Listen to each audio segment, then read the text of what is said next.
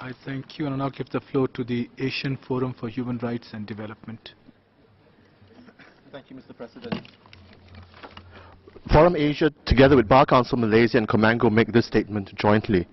While we appreciate that the Malaysian government has fully accepted 113 recommendations, we regret that it has refused to accept recommendations to revise its legislative framework to safeguard freedom of religion and to ensure the exercise of freedom of religion without state interference. We deplore the Malaysian government's failure to uphold, defend, protect and promote freedom of religion, as demonstrated by the ban on the use of the word Allah by non-Muslims. Despite its oft-stated policy of moderation, understanding and tolerance, the Malaysian government has stated that it is, quote, not in a position to consider establishing a structured interfaith dialogue at this juncture, unquote.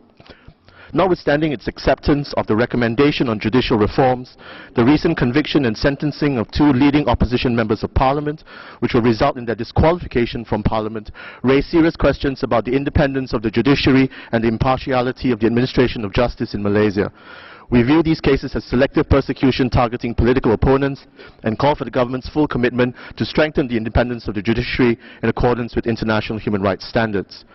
Mr. President, we deplore the use of national security as a basis to curtail the freedoms of expression, assembly and association through provisions of repressive laws, as well as the reintroduction of detention without trial. We are dismayed by the Malaysian government's rejection of recommendations to review the Security Offences Special Measures Act and the Prevention of Crime Act, as well as to reform other repressive laws which are continuously used to persecute human rights defenders. We reiterate our call for the immediate repeal or reform of all repressive laws. The Malaysian government must also expedite the ratification of all core international human rights treaties.